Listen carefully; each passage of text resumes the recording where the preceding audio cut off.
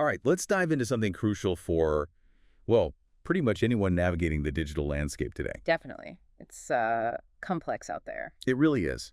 In a world absolutely flooded with information, and let's be honest, digital threats too. Figuring out what truly matters for your organization's security can feel like, I don't know, deciphering an ancient map sometimes. Yeah, like finding a needle in a haystack. Exactly. Mm. But what if there was a shortcut?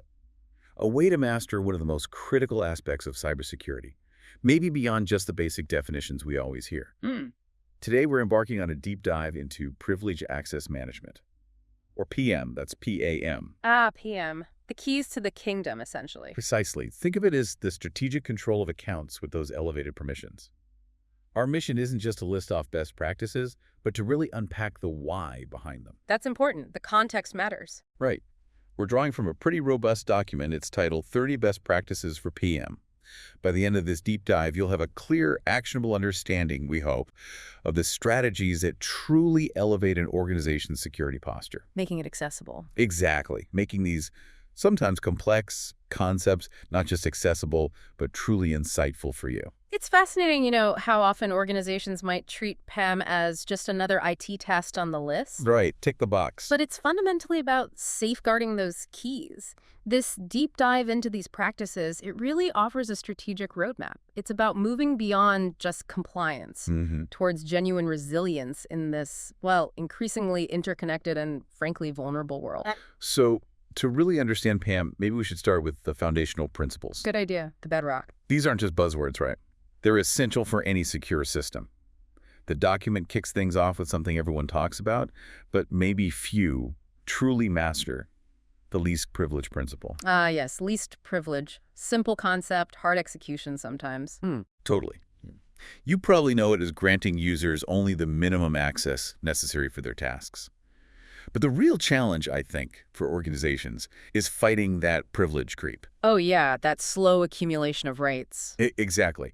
Where temporary access somehow becomes a permanent vulnerability over time. So a true insight here is that enforcing least privilege isn't like a one-time setup. No, definitely not. It's a continuous auditing discipline, really, to prevent all that digital baggage from piling up. Exactly. It's easy to grant access, in the heat of the moment. Sure, get the job done. Right. But the discipline comes in revoking it and making sure it hasn't expanded accidentally. Building on that, the source really emphasizes centralizing privileged account management. Okay, so bringing it all together. Yeah. Using a single, unified PAM solution to manage and monitor all those critical accounts. The benefit isn't just like convenience. It's about having that single pane of glass. For visibility, for control, it drastically cuts down on the blind spots where, rogue privileges could be hiding. And centralizing management. That plays directly into our next couple of foundational points, doesn't it? Enforcing strong password policies. Crucial. And using multi-factor authentication, MFA. Absolutely essential. Everyone knows you need strong, unique passwords. But for privileged accounts, the real insight seems to be in the automation of these policies. Yes. Things like requiring complexity, uniqueness, and mandating regular automated changes. Right. And with MFA, well, it's not just an extra layer of security. It's about defeating common attack vectors like stolen credentials. Which are incredibly common. For privileged accounts, it should be an absolute non-negotiable, shouldn't it? Couldn't agree more. What's critical here, though, is that these aren't isolated steps. They work together. Exactly. Strong passwords and MFA, when you combine them with continuous monitoring and auditing of privileged account activity, you create a really powerful deterrent. So you're not just setting rules, you're watching. You're not just setting policies. You're actively logging, reviewing privileged usage, trying to detect anything unusual, ideally in real time. Okay. This includes rotating privileged credentials regularly. And again, not just manual changes, but automating those rotations. It shrinks the window, and exposed credential might even be valid. Makes sense. Limit the opportunity. And if we connect this to the bigger picture, these initial practices are fundamentally about making it harder for an attacker to get in, Raising the barrier. Right. And even if they do manage it, limiting the initial damage they can inflict right off the bat. Okay, so we've laid a solid foundation. But, in today's dynamic threat landscape, security isn't just about static controls anymore. No, things change too fast. So the question becomes, How do organizations move beyond just the basics? How do they get to truly intelligent dynamic control? Ah, that's where things get really interesting. Because the next set of practices highlighted in our source material, they fundamentally shift the security paradigm. From reactive to proactive. Exactly, from static to dynamic, much more adaptive. Absolutely. This is where access isn't just a simple yes or no. Right. It becomes about when, how, and for what specific purpose. This kind of starts with adopting role-based access control, RBAC. RBAC, a classic but still so important. It is. It's not just about assigning privileges by job role, though. It's more of a fundamental shift, isn't it? Moving away from those ad hoc individual permissions It's become a nightmare to manage. to a scalable, structured model. This drastically reduces the complexity of managing access. Yeah. It minimizes the risk of overprivileging someone, and it makes audits far more efficient because permissions are tied to the function, not the specific person. RBAC provides that framework, definitely. But the real game changer for precision, I think, is just-in-time JIT privilege access. JIT. That sounds very efficient. It is. This isn't just about limiting when access is granted. It fundamentally shrinks the attack surface and minimizes an attacker's dwell time. So less time for them to poke around if they get in. Precisely. The technical elegance of JIT, it often lies in its dynamic policy engine. It can integrate with identity providers, ticketing systems. Okay. It evaluates contextual factors like device posture, user location, even the specific task request, all in real time. It enforces access at a really granular level Check what's needed. and then instantly tears it down right after the task is done. This means even if there's a breach somewhere, the window for lateral movement using those elevated privileges is virtually eliminated. Wow. It forces attackers to work much harder, and it definitely increases their chances of being detected. That's a huge leap forward, really. Yeah. And closely related to JIT, there's the critical need to eliminate hard-coded credentials Oh, please, yes. and implement credential vaulting. Right. Think about it. How many applications, scripts, configurations have passwords just sitting there, embedded in them? Way too many. It's a massive risk. So the best practice here is replacing those hard-coded credentials with secure encrypted vaults. The insight, I guess, is that vaulting isn't just about storage. No, it's more active than that. It's about programmatically managing and rotating those credentials. So developers, administrators, they might never even see the actual password. Which makes it far harder for them to be exposed or, misused, even accidentally. Right. Precisely. And a practical extension of that proactive mindset, regularly review and decommission unused accounts. Basic hygiene, almost. It sounds simple, maybe even basic, but those dormant, privileged accounts, they're often overlooked backdoors just waiting for attackers. It's a continuous hygiene factor, like you said, that directly reduces your potential attack surface. Okay, so we've got these robust controls getting put in place. But, even with the tightest security, threats evolve. They always find new ways. Always. It's a constant cat and mouse game. So the question then becomes, how do we detect an anomaly the moment it happens?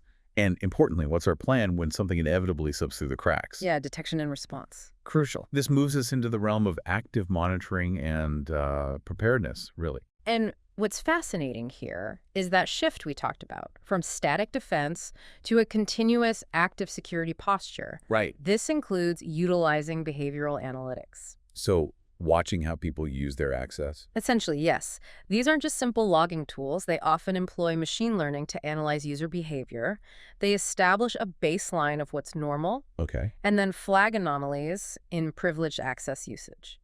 It's about spotting those subtle deviations that could indicate a more sophisticated attack underway. And when those analytics do trigger a flag, you need real-time alerts. Immediately, no delay. It's about knowing instantly if something is amiss with a privileged account, not finding out days or, heaven forbid, weeks later during an audit. Too late then. And when something does go wrong, you absolutely need to plan for incident response. A plan is key. It's not enough just to have a plant collecting dust on a shelf, right? Meh. The source emphasizes developing and actually testing an incident response plan specifically for privileged account breaches. That specificity is important. Yeah. Because a breach involving these keys to the kingdom is fundamentally different, potentially much more damaging than a regular security incident. That readiness is paramount, absolutely. And for those really high-risk operations, enforcing session recording for high-risk accounts becomes invaluable. Like a black box for IT. Kind of, yeah. Think of it like a flight recorder for your most sensitive operations. If an incident occurs, you don't just have a text log. You might have a full video replay of exactly what happened second by second. Wow, that's details. Invaluable for forensics, for understanding the extent of any compromise. These active measures, they really transform security from a purely defensive stance to one that's continuously vigilant and responsive. So we've covered a lot of ground on technology and processes, but what does all this mean for the people involved and, the broader ecosystem of an organization? Good question, the human element. How do we ensure everyone and every connection is secure, including those maybe beyond our immediate firewall? This raises such an important point. No matter how good your tech is, the human element is absolutely crucial. People are often the weakest link, as they say. Or the strongest defense, if enabled properly. The document underscores the need to educate and train staff on PAM policies, the tools, and the very real risks of mismanaging privileged access. So awareness training. Yes, but effective training. It's about fostering a genuinely security-aware culture, not just checking a compliance box. And thinking about connections beyond your staff, in today's interconnected world, a huge one must be securing privileged access for third-party vendors. Oh, absolutely. Our source material highlights this as a major attack vector, a huge risk area. So you need to apply really stringent controls and monitoring for vendors who need that privileged access. Definitely. Things like temporary accounts, maybe JIT for vendors, granular session monitoring. It's easy to assume your partners are secure. Trust but verify. You have to actively manage that risk. Assume nothing. Okay. And as we consider the broader framework, the guide also emphasizes adopting zero trust principles. Zero trust. It's everywhere now, but for good reason. It's not just a buzzword then. Applied to PAM, what does it mean? Applied here, it means continuously verifying access requests for privileged accounts, regardless of whether they're inside or outside the network perimeter. So no more trusted internal network. Pretty much. It's based on user identity, device posture, location, behavior, that mantra of never trust, always verify. Right. This adds another really important layer of dynamic defense, specifically for those critical access pathways. And to ensure all these moving parts, all these different practices, actually work together seamlessly. Yeah, you need structure. You truly need to establish a PAM governance framework. So defining roles, responsibilities. Exactly. Clear roles, responsibilities, policies, ensuring consistent and compliant management across the board. It provides the structure to make everything else effective. And finally, maybe pulling it all together, the document stresses the importance of continuous improvement, right? Always improving. That means testing and validating PAM tools regularly. Absolutely. It's not a set it and forget it kind of solution. Not at all. You need to perform routine checks, tests, validations to ensure that your PAM tools, your configurations are actually functioning correctly. And that they're adapting to new threats, addressing all the risks effectively as things change. Because security isn't, a destination you arrive at. It's a journey, as they say. It really is a continuous process. All right, wow. We've just navigated a truly insightful deep dive into privileged access management. Quite a journey in itself. We covered a lot of ground. We really did. We started with that bedrock, things like least privilege and centralized control. Then we moved into the revolutionary precision of just-in-time access and credential vaulting. Key dynamic controls. Then we explored that vital realm of proactive detection and rapid response. And finally broadened our view to the crucial human element, third-party risks, and that overarching governance framework needed for truly robust PAM. It's a holistic picture. It is. Our deep dive today hopefully shows you how these practices aren't just isolated tips you can pick and choose from. No, they're interconnected. They're an interconnected web, really, designed to significantly enhance an organization's security posture and provide a solid, actionable roadmap for cybersecurity in practice. And if we connect this to the bigger picture, PAM is far from a one-time setup project. No, definitely not. It's an evolving strategic discipline. These best practices we discussed, they provide a robust framework, absolutely. But the continuous challenge is always adapting to new technologies and, of course, emerging threats. Which brings up an important question maybe for you, the listener, to consider. Okay. Given how critical privileged access is to our entire digital infrastructure, what new keys to the kingdom might emerge? Think about advancements like ubiquitous AI or maybe the advent of quantum computing down the line. Interesting point. How might our approach to managing those kinds of privileged access need to adapt in the years to come?